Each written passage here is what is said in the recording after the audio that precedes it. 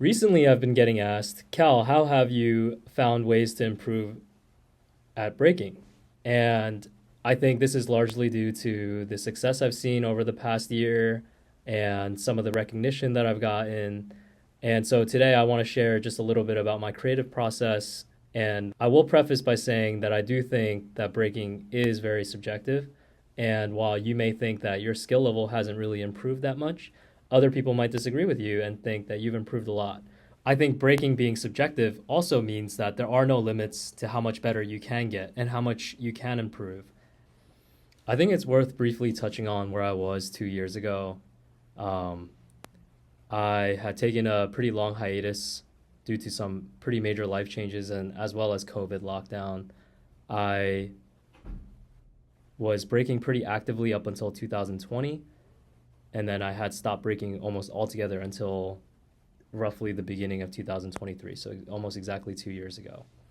And during this hiatus, I put on a lot of weight because I found a job that required me to sit at a desk for a long time. I became very inflexible and very stiff, and I also kind of let go of myself physically too, in the sense of my muscle and my strength. And so there was a lot of challenges that came back from a hiatus. Aside from the challenges I had with coming back from a hiatus, I broke down two categories of the dance that I wanted to work on. One being the physical, which was going to take time, and the other being the creative aspect of the dance, which is something that I could work on at any given time, whether I was breaking or not. So, the first point, the physical aspect of breaking, like it was just a time game. I had to understand my body's limitations, especially the limitations I had inflicted on myself by eating poorly, gaining weight, sitting at a desk all day without stretching for long periods of time. I had to pay for those things. I had to undo those things. And if you think about how long I was neglecting my body for a period of almost 3 years with no physical activity or very little physical activity, it wasn't going to be overnight that I was going to be able to fix this. So I had to focus on the part of breaking skill that I could focus on, which is the creative side.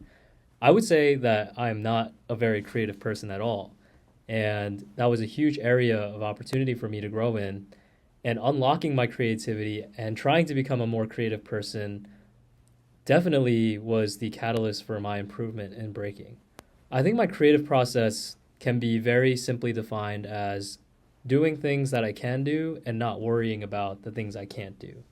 And so when I go to practice, while I'm working on undoing my body limitations and getting stronger and more flexible, while I'm doing those things, I would go to practice and I would just work on things that I already had a good grasp on.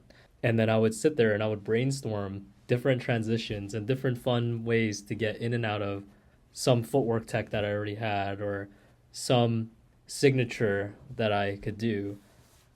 And thinking about my breaking in this way and having 5 or 6 different ways I could do like one big move, for me, like a big move for myself, was really fun. And it gave me really good inventory on the moves that I had available to me. And I would go to practice and I would just work on, those one or two things, and I feel very fulfilled because even though I wasn't flying in the air doing air flares or learning how to do flips, I was still improving small details and transitions and how to make my signature longer and last longer and have more impact. So aside from just working with the basics and doing what I could in my physical limitations, part of my creative process and maturing my creative process was also diving deeper into music. I think in the past, before my hiatus, my relationship to music as a breaker was very simple. And basically what it was I would like a track, I would think it was hot, and then I would add it to a playlist and I would play it back a bunch of times until I memorized it. And then I would hope for that track to come out in a battle or a cipher, and I would try to hit the very obvious parts of the track meant to be a beat kill, the 1, 2, 3, 4. And if I hit it, I was checking the box for musicality. I would be like, okay, I killed that beat, and I would move on. that's not really a real connection to music.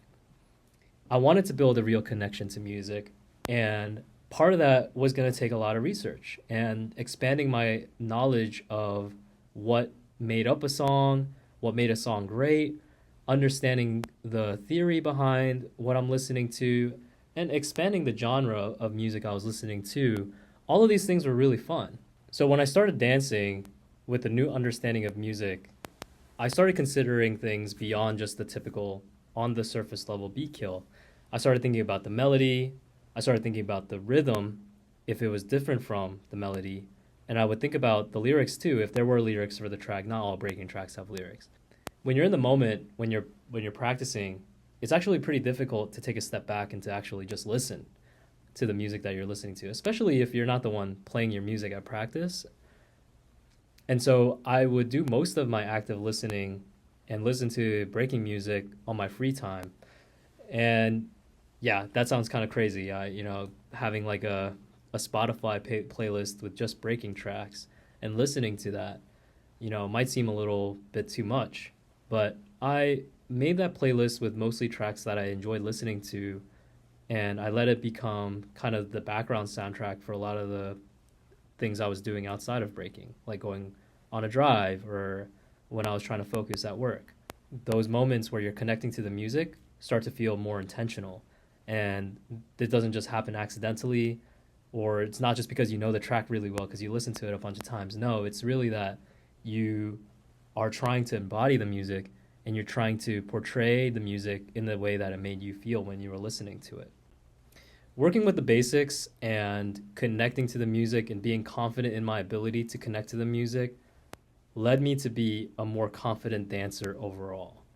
And being a more confident dancer is a huge part of how I've improved my breaking skill. And it didn't take much. When I was breaking in the past, because I didn't have that connection to the music and because I didn't trust the basics to do what I needed them to do, I found myself doubting myself a lot and getting in my own head and worried about things like execution or how I looked or being able to land a move that I thought was difficult. None of those things really mattered to me anymore. And I'd say that lack of pressure was a huge catalyst for me to improve as a dancer. What I think about now when I'm dancing, I'm thinking about listening, I'm thinking about portraying the music the way that I think it's supposed to be portrayed, and I'm thinking about how I can use the basics that I have to accomplish that.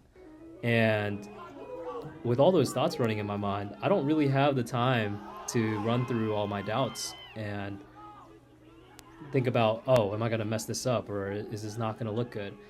No, I'm too busy to do that. And that comes off as confidence.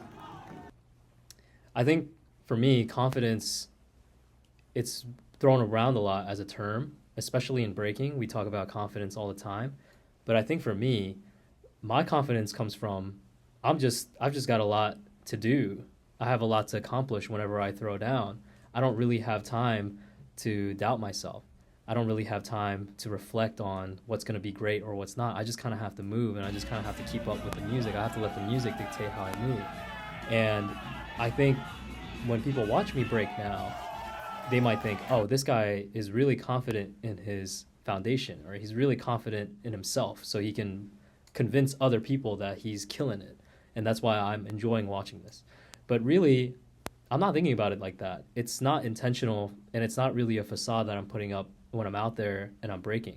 It just comes off that way because I'm confident in my ability to connect to the music and I'm confident in my ability to portray the music. So to wrap things up, what worked for me is that I focused on the things that I could do versus what I couldn't do. And I prioritized connecting with the music and understanding music as part of my creative process. And that led me to be a more confident dancer overall. I think this is very relatable advice for a lot of people. Obviously, everyone's going to be a little bit different. And I do think that there are some limitations to this approach. Eventually, I'm going to have to roll up my sleeves and start drilling moves again and expand my foundation out. But I'm going to be doing that with the purpose of being able to interpret the music more diversely, and I let what kind of music I want to dance to kind of dictate what I work on next. Hope this video helped, inspired you to kind of think about some of the ways that you could improve, and just let me know what you think in the comments.